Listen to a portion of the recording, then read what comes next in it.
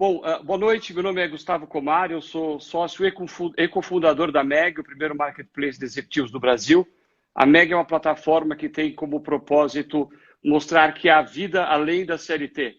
Nós enxergamos uma mudança real na forma e na maneira com que pessoas e organizações se relacionam. Então, falamos para executivos e executivas que estão em transição de carreira ou que optaram por carreiras múltiplas e trabalhos temporários.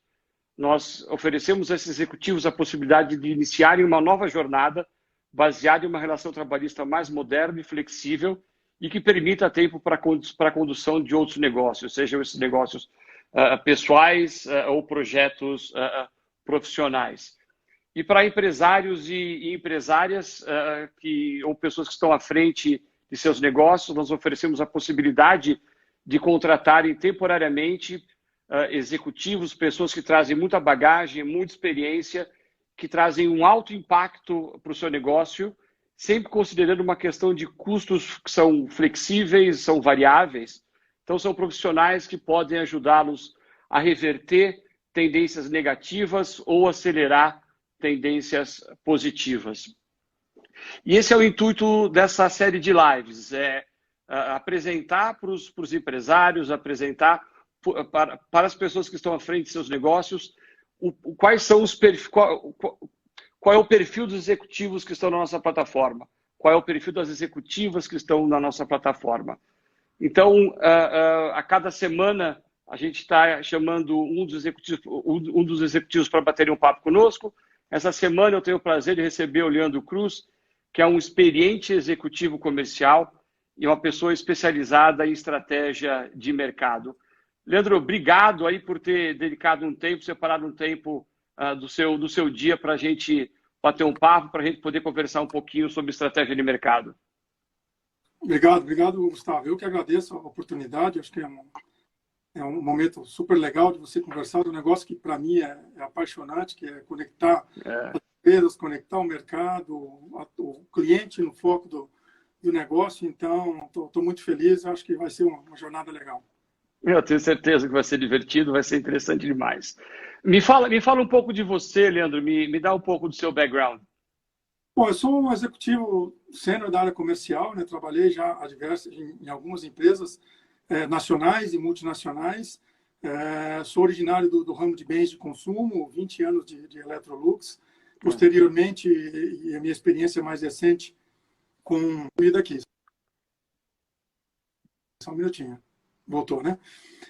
Minha experiência mais recente com a Apex Tools, que é uma empresa do segmento de ferramentas manuais, ferramentas para o mercado industrial, agronegócio, material de construção e automotivo, né? Sou formado pela FAI, em Curitiba, em Administração de Empresas, e tenho 2 MBAs, um pela Fundação Dom Cabral e outro pela Fundação Getúlio Vargas. E esse é um pouco do Leandro, né? Bacana. Me diga uma coisa, já que a gente vai falar sobre estratégia de mercado, sobre análise mercadológica, o que significa ser um especialista nessa área? O especialista nessa área, Gustavo, qual é o foco, né? Qual é o meu background e o que eu venho desenvolvendo durante anos, né? Você conectar as empresas com o mercado. Então, você buscar desenvolver os melhores caminhos, buscar as melhores soluções para que você possa expandir o negócio e trazer os resultados que as empresas buscam, né? Então, é você descobrir, construir, formatar dados, informações, enfim, trabalhar toda a jornada de consumo, toda a jornada do consumidor em relação à sua empresa, aos seus produtos e descobrir oportunidades para poder otimizar e avançar cada vez mais os negócios. E aí, sempre que a gente começa a falar tudo isso, não é? Eu acho que o quarto bate-papo nosso, sempre surge uma pergunta que já se tornou uma pergunta clássica. Mas isso não é coisa de empresa grande? Não, de maneira nenhuma, de maneira nenhuma. Acho que o que muda, Gustavo, é assim, uma grande empresa você vai ter uma disponibilidade de recursos muito maior do que uma pequena ou média empresa, mas isso de maneira nenhuma quer dizer que você não pode implementar ou estudar ou trabalhar, construir as rotas e otimizar as rotas de atendimento ao mercado. Então, de maneira nenhuma, é uma oportunidade O que muda da grande para a pequena empresa é justamente a quantidade de recursos. O que não necessariamente quer dizer que normalmente são bem utilizados. Muitas vezes você está em grandes empresas que existem, às vezes, setores dedicados à construção dessa rota ao mercado, uma infinidade de pessoas nesse mercado atuando e tentando desenvolver, e você em algum momento perde o foco, perde a qualidade do negócio. Enquanto que numa empresa pequena, não. Talvez você vai ter uma, duas pessoas, muitas vezes o próprio dono envolvido, mas você vai ter um foco e vai conseguir construir essa rota para o mercado e um melhor atendimento, um melhor envolvimento com o teu cliente. Né? Quer dizer, o importante é reunir esse pessoal, independente do tamanho da empresa, escutar tudo que eles têm a dizer, aproveitar o conhecimento deles e junto construir um plano. Então, Exato. e uma PME é dessa maneira que você implementaria? Se você hoje tivesse a oportunidade de implementar um projeto em uma PME, quais seriam os seus primeiros passos? Eu acho que o ponto principal é você entender o negócio, entender o momento atual dessa pequena e média empresa, o que eles já têm de recursos e como eles estão utilizando, e eventualmente você revisar esses recursos ou otimizá-los. E se ele não tem nada ainda, é você começar a construir essa rota junto com ele. Né? Então, eu gosto muito de você trabalhar as informações, entender o cenário que você tem na mão, e a partir disso você ir para o mercado e entender como é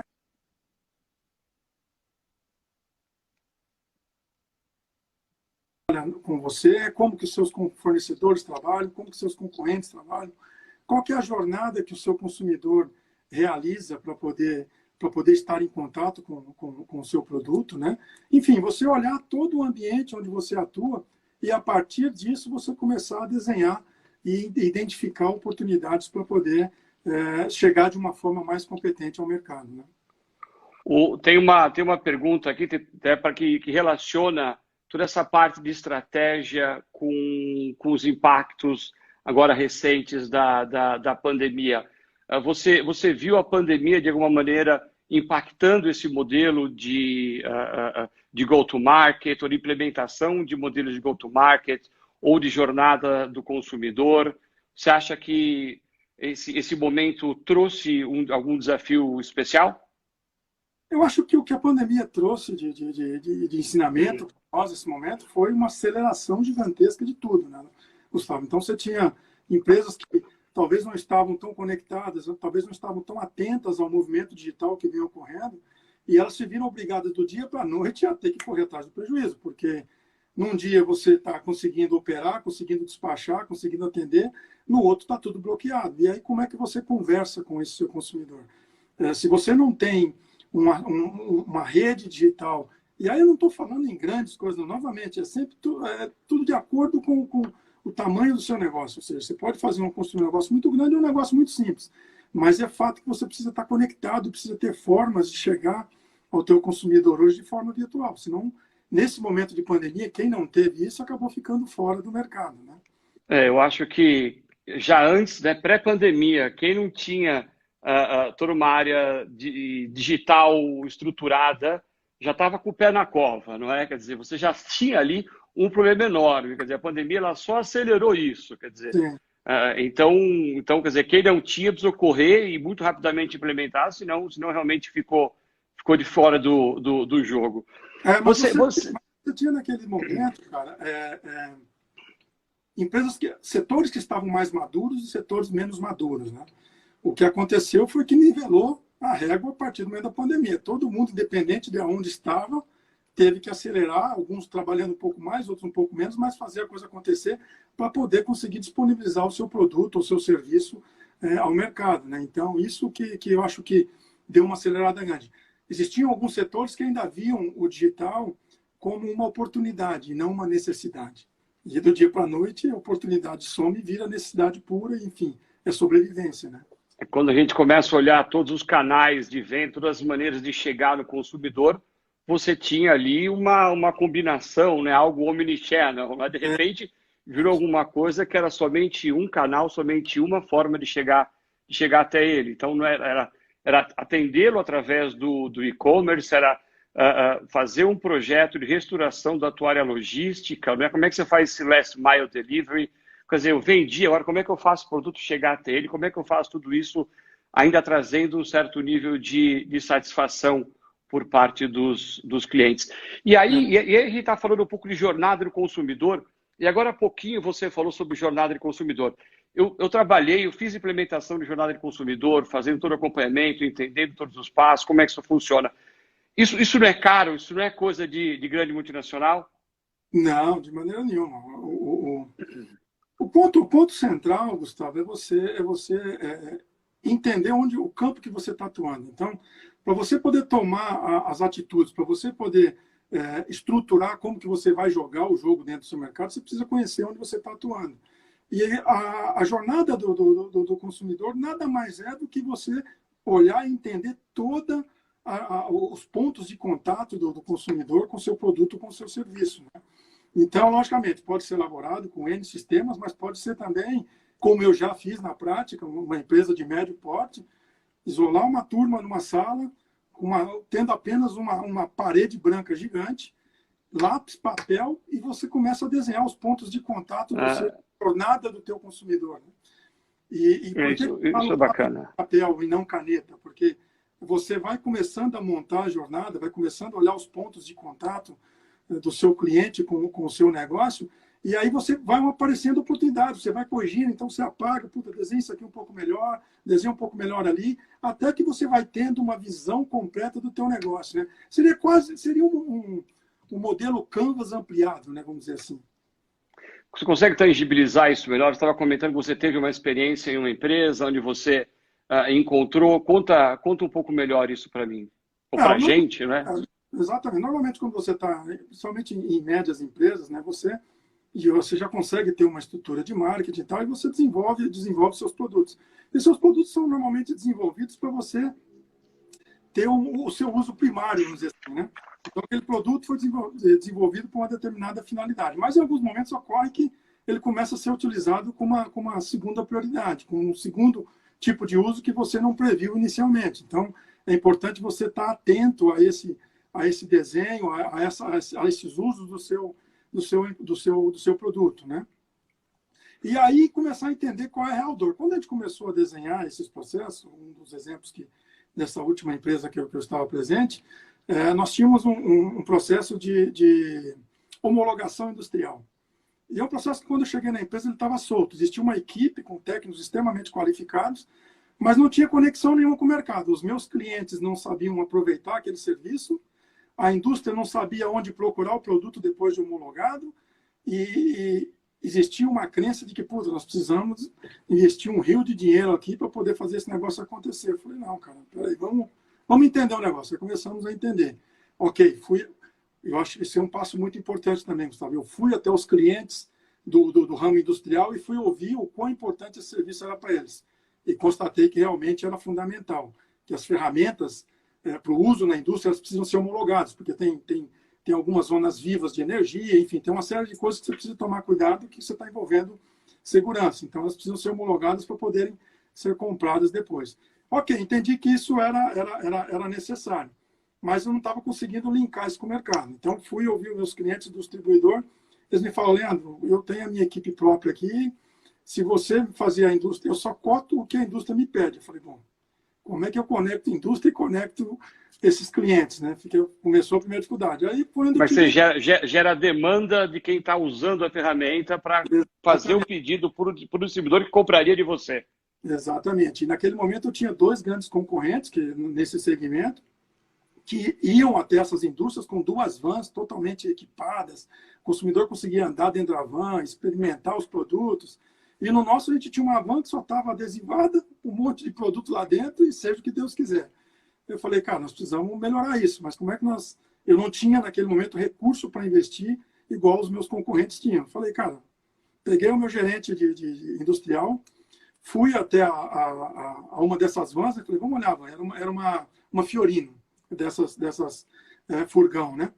Falei, realmente aqui não tem muito como a gente mais... Vamos pensar um pouquinho. Eu falei, vamos criar um tapume aqui, onde você fecha a zona de carga dela, colocamos 2 expositores nas portas internas dela, E aí nós vamos para o ponto de venda ou para a indústria, nós abrimos essa van, usamos esse tapume com os produtos e demonstramos os produtos e a capacidade técnica do nosso time, que era fantástica, era diferenciada em relação aos nossos concorrentes. Eu sabia que a gente ia ter um grande sucesso. E, cara, enquanto os concorrentes gastavam para equipar uma van em torno de 120 a 130 mil reais, nós fizemos isso com um pouco mais de 35 mil, 40 mil reais. Era o carro e 6 mil reais de equipamentos dentro da van. E com o tempo aconteceu um negócio engraçado, que os concorrentes começaram a olhar a nós, ver a questão do baixo custo, que o nosso custo era mais baixo de operar, e passaram a nos copiar. Então, o líder copiando o não líder, vamos dizer assim, uma empresa média, mas que teve uma boa ideia e mais. Fez do limão uma limonada, como a gente costuma dizer. Ou seja, tinha uma dificuldade, não sentou em cima dela e ficou chorando. Acho que um pouco de vontade, somada à criatividade, à necessidade, isso tudo colocado junto acabou funcionando, uma combinação poderosa, não é? Exatamente. Você sempre tem duas opções, cara. Tem a opção de chorar e a opção de fazer. Então, chorar não é opção, não é? Você, falando isso, assim, isso leva um pouco o lado do espírito empreendedor, não é? Então, hoje, muito comumente, mesmo empresas grandes, com a popularização das startups, do modelo das startups, estão mais dispostas a tentar mais, a se arriscar, né? Fazer um MVP, tentar solucionar a dor, confirmar a hipótese, fazer testes de conceito. Você acha que isso está acontecendo? Você acha que as empresas menores, as pequenas e médias, estão mais dispostas a correrem riscos de mercado? Não é nem questão de estar mais disposta, é questão de necessidade, né? Então, nós que já temos um pouquinho mais de tempo de mercado, aí a gente viveu processos, principalmente de lançamento de produtos e serviços, onde você testava ao extremo até chegar ao consumidor final. E hoje você não tem mais tempo para isso. Se você se concentrar nesse modelo de negócio, você está fadado a morrer, né? Você precisa, hoje, errar rápido, corrigir rápido e fazer rápido, e tentar rápido, né? Mas a gente sabe que isso tudo é muito lindo quando você tem uma grande empresa, tem recursos sobrando. Com uma empresa pequena que dói direto no bolso do empresário, às vezes o nível de macheza dele, como a gente costuma brincar, é um pouco mais complicado, porque o recurso dele que está indo ali, às vezes esse recurso é limitado, é finito. Mas, infelizmente, você tem que testar. Então, eu acho que envolver todo o time, cara. Quanto mais pessoas na empresa estão aptas e sabem da tua estratégia, elas vão conseguir te ajudar a construir esse negócio com menos recursos, mas de forma mais efetiva, né?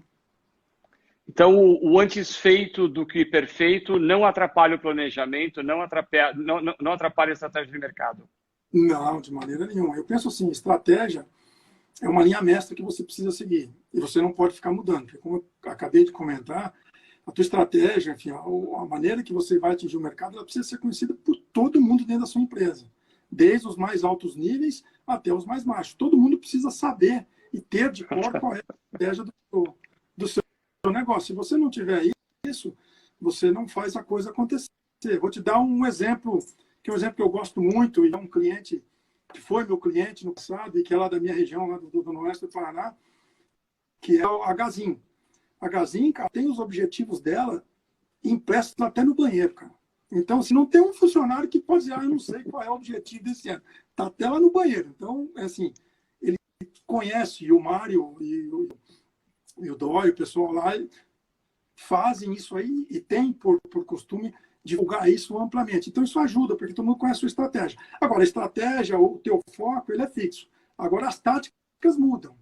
Você precisa, é um ser vivo, né? Você vai testando, vai adaptando, vai seguindo e vai corrigindo. Assim, a estratégia, ela não muda. O que muda são as táticas que você vai assumir e como que você vai fazendo a coisa acontecer.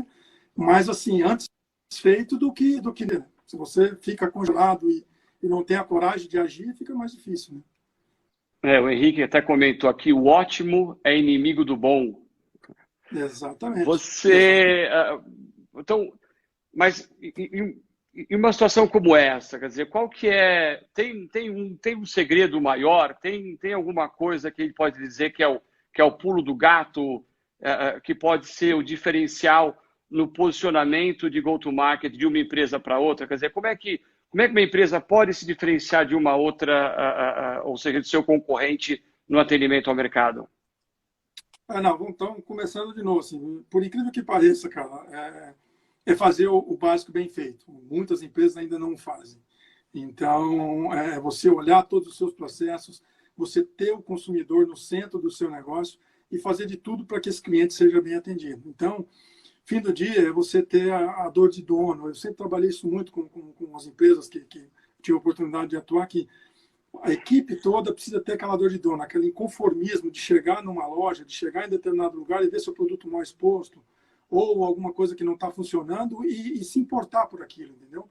Eu fico muito feliz quando nas empresas que eu atuo, quando chega alguém da fábrica ou de algum outro setor, né, da empresa e fala, pô, cara, fui na loja tal e vi o produto lá, nosso produto não estava exposto, ou nosso produto não tinha. Isso para mim é música, meus amigos, porque assim, é a oportunidade que você tem de fazer as coisas melhor a cada dia. Então, é preciso trabalhar isso muito com seus times e com a sua empresa. E eu sempre procurei trabalhar isso de uma forma. Você tem empatia, né? Você se sentir. Todos nós gostamos de ser bem atendidos, né, Gustavo? Então, assim, você quando vai em uma loja, eu sempre uso muito o exemplo de loja de roupa, entendeu? Você chega numa loja para comprar uma camisa, o vendedor vem lá e só pega a camisa que você quer, ok, você pode eventualmente levar aquela camisa. Agora, aquele vendedor que vem, não, essa camisa combina com essa gravata, que combina com esse terno. Com esse cinto, tá precisando de meia. Quando você vê, você sai com o kit completo da loja. Então, isso é servir, cara. Isso é você mostrar ao consumidor de uma forma agradável. Você não pode ser invasivo, não pode ser também extremamente extenso, mas você mostrar para o consumidor que você está preocupado com ele, que você se importa com ele. Né? Eu acho que no fundo é isso. E quando você começa a desenvolver isso precisa partir muito dos donos e do grupo diretivo, você começa a gerar um sentimento de pertencimento. Então, eu venho de uma escola, cara, onde, graças a Deus, eu aprendi muito isso. Eu tinha um presidente, né, na Electrolux, que ajudou a construir o negócio aqui no Brasil de forma divina e nos ensinou muito com isso, e eu aprendi muito com ele. E ele era justamente isso. Embora fosse presidente da América Latina, uma empresa de faturamento de bilhões aqui, ele ia para o ponto de venda toda semana, cara. E ele trazia para dentro da empresa os ensaios. Ele falava com o consumidor, ele falava com o vendedor, ele falava com o pessoal de assistência técnica, o cara dando a cobrança, não se prendia. Muitas vezes, ainda hoje, o empresário cai no erro de olhar muito para dentro do negócio dele. Mas ele esquece que as respostas podem estar num lugar muito mais fácil do que ele imagina, que é simplesmente perguntar. Então, perguntar para os seus clientes como é que ele está vendo o seu negócio, as oportunidades, onde você é bom, onde você pode melhorar, perguntar para os seus consumidores. Então, isso eu acho que é fantástico. Essa minha última passagem, cara, foi muito engraçado, porque o presidente era americano. E ele veio ao Brasil, cara, nós fomos visitar algumas lojas, e ele saía conversando em inglês com os consumidores. É isso aí. Cada susto, o cara perguntando em inglês. E a gente saiu, eu e o diretor de marketing junto, correndo e traduzindo, primeiro acalmando os consumidores, que muitos se assustavam, né? E, no segundo momento, explicando que ele era o presidente da empresa, que a empresa é uma empresa multinacional. Então, se você perguntar para o cliente, cara, é sempre o melhor caminho. E parece um negócio tão básico, mas, infelizmente, ainda as empresas pecam bastante nisso. É isso. Saia de trás do seu computador, ou saia da frente do seu computador. Saia da empresa, vai para a rua, vai escutar o que o cliente tem a dizer. Veja como ele se comporta dentro do ponto de venda. Entenda quais são as necessidades. Sabe que é interessante isso, não é? Até nós brincávamos sobre isso, acho que hoje ou ontem, conversando, batendo papo, né? Quantos produtos que não foram feitos pensando nas particularidades da empresa e não na necessidade do cliente. E era muito comum, depois de você gastar uma fortuna em fazer o produto, você colocava ele no mercado, aí você percebia que o cliente não queria, não era aquilo que ele esperava, o consumidor esperava alguma coisa diferente. E aí o que a indústria fazia? Investia mais dinheiro para fazer com que o consumidor aceitasse aquele produto que ele já não queria inicialmente. Exatamente. Quando a gente enxerga hoje, não é? Muito provavelmente a gente vê cada vez mais empresas construindo através da dor que aquele consumidor tem, não é? A gente falava um pouquinho agora antes, não é? Quer dizer, qual que é a dor? O que aquela pessoa precisa? Como é que eu construo isso? Como é que eu soluciono esse problema? E para isso, às vezes, você não precisa nem ser um especialista naquela área, você concorda comigo? Se Não, você exato. sentiu a dor e você conversou, teve os inputs corretos, pô, a chance de você fazer alguma coisa e obter um sucesso estrondoso e às vezes até rapidamente é muito maior do que se você seguir o caminho contrário.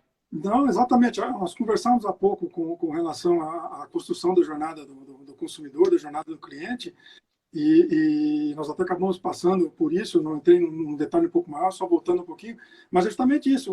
O ideal, se for para me sugerir alguma coisa inicialmente, é que você comece com uma equipe de 3, 4 pessoas que estejam relacionados com o negócio e começam a construir a jornada do teu consumidor. Aí vai surgir um determinado ponto que você vai precisar de alguém do faturamento. Chama o pessoal do faturamento, olha, contribui nesse ponto aqui. Chama o pessoal de trade marketing, se você tiver de marketing, puta, me contribui, tem uma dúvida aqui, como é que nós construímos, nos ajudem a pensar. Então você começa a gerar um sentimento de pertencimento, um orgulho de pertencer na empresa, e a gerar melhores negócios. Né? Então, você começa a olhar, entender. E quando você começa a olhar a jornada do teu cliente, cara, é incrível. Você vai se surpreender com a quantidade de informações que vão aparecer e que é simplesmente, assim, não precisa de grandes recursos, né?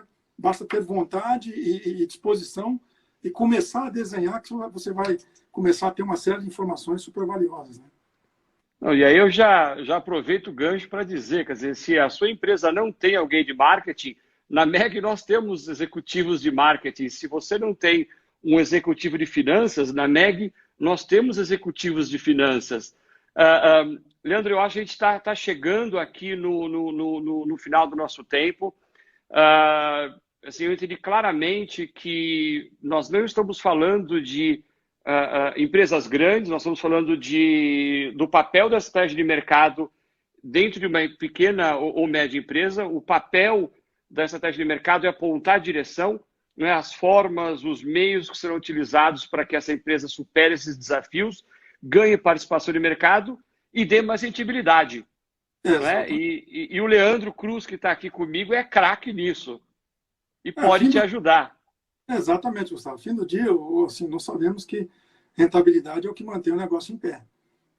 Só que para que a rentabilidade aconteça, você precisa ter o seu cliente bem atendido, você precisa ter o seu mercado bem atendido. Então, o meu trabalho é justamente ajudar as empresas a efetuar essa conexão. Tem uma necessidade, tem um serviço, como é que eu ofereço, como é que eu chego a esse mercado de forma competente. E ajudar as empresas. E, fim do dia, também não sou o dono da verdade, tenho muita experiência, construí uma experiência grande aí nessas empresas em que eu passei, mas é continuar aprendendo. Então, juntos, é sentar junto com essas pequenas e médias empresas, entender qual é a dor, qual é a dificuldade que ela tem hoje e como é que nós podemos otimizar essa ida dela ao mercado. É melhor errar tentando do que passar vergonha por nunca ter tentado fazer alguma coisa diferente, não é? Exatamente. E assim, eu acho que nós, como executivos aí, que já passamos por grandes empresas, fomos agraciados aí com aprendizado, com experiência, com estrutura. E uma coisa que eu penso, e foi uma das coisas que me motivaram a estar junto com a MEG, é a hora de devolver um pouco disso para a sociedade. Então, nada melhor do que ajudar as pequenas, as médias empresas a terem, a estruturarem seus processos, a fazer as coisas acontecerem de uma forma que nós sabemos e temos consciência, a gente não pode tapar o sol com a peneira. Né? Ter um executivo, muitas vezes, para uma empresa dessa, é algo que não cabe na folha de pagamento dela. Então, quando você vai para um sistema por hora, por semana, por mensal, enfim, por projeto, se torna viável. Então, é algo que se torna ao alcance deles. Né? E é exatamente esse o nosso propósito, é conseguir propiciar para o pequeno, médio empresário acesso a um executivo C-level, alguém com muita experiência, que possa, talvez em alguns dias, ou um dia da semana, toda semana, em algumas horas, ou por um projeto, conseguir gerar um impacto grande o suficiente para ajudar a redirecionar essa empresa. Então, às vezes, é importante você ter pessoas na sua equipe que fazem microtarefas, mas você vai chegar em algum momento, quando você tem a oportunidade de crescer, ou você está enfrentando uma crise e percebe que você não consegue mais conduzir o seu negócio sozinho, que você consiga utilizar um executivo de acordo com a economia gig, que é baseado em trabalhos temporários, que são pessoas que recebem por trabalhos por contrato, trabalhos independentes, trabalhos freelancers, são executivos como consultores, pessoas que estão em transição de carreira, pessoas que optaram por seguir por essa carreira, por entenderem que essa é uma carreira mais moderna. Então, a gente está falando realmente do futuro do trabalho. E a gente acredita que a MEG hoje consegue trazer o futuro do trabalho para o presente. E aí eu aproveito, quer dizer, se você é um executivo experiente e quer compartilhar conhecimento e contribuir para o crescimento sustentável de pequenas e médias empresas, cadastre-se na MEG, www.mymeg.net. Leandro, tuas considerações finais, quer mandar abraços, beijos, fique à vontade. Não, acho que é primeiro agradecer pela oportunidade, eu acho que um bate-papo leve, gostoso e rápido aí, para também não entediar as pessoas, mas eu acho que consegue dar uma visão rápida aí de tudo que a gente pode trabalhar em conjunto e dar um pouquinho mais de visibilidade para a MEG, né? Eu acho que essa iniciativa da MEG é uma iniciativa muito legal, eu só complementaria com relação a tudo que você já colocou, Gustavo, inclusive pessoas que estão no mercado hoje, eu acho que podem sim contribuir. Então, mesmo o cara estando empregado, eventualmente é uma empresa que não tem conflito com o segmento dele, executivo de uma grande empresa, por que não devolver para a sociedade um pouco de tudo que foi agraciado até hoje em dia, como é o nosso caso, né? Então, eu acho que isso é fantástico. E outra, cara, a oportunidade de compartilhar conhecimento, de aprender, porque a gente está aprendendo o dia todo junto. Entendeu? Sem dúvida, a gente está falando de ensinar, de aprender. Nós estamos falando de você ampliar o seu networking. Isso é interessante. Você fez um comentário muito bacana, que é até para quem está trabalhando. Imagina alguém que trabalhou a vida inteira dentro de uma carreira e agora ela tem vontade de seguir um caminho diferente.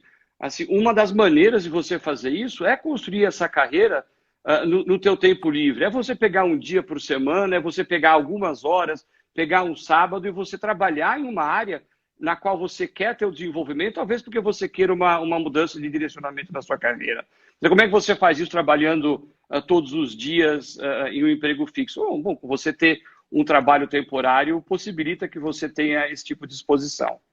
Exatamente. Nessa minha última experiência no MBA que fiz na Dom Cabral, inclusive, assim, um grupo maravilhoso que nós mantemos contato até hoje, eu sentia isso nas pessoas. Então, assim, todos eles executivos de grandes empresas, as nossas conversas no happy hour ou nos momentos de relaxamento era, cara, como é que nós podemos entregar mais? Assim, a gente já contribui muito para as empresas que nós trabalhamos, mas como é que a gente pode contribuir para a sociedade? Como é que a gente pode transformar e ajudar o ambiente de negócios no Brasil? Então, eu acho que, no fundo, é um pouco disso, é você extrapolar a relação trabalhista, extrapolar a relação de negócio, mas pensar em um Brasil melhor, porque, fim do dia, está na nossa mão construir, cara. Não vamos entrar nesse assunto de corrida.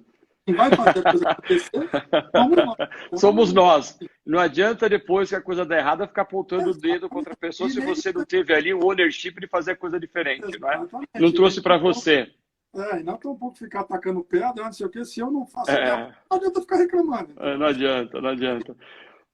Bom, se você quer conhecer o Leandro e entender como ele pode impactar positivamente a sua empresa, acesse nossa plataforma www.mymeg.net.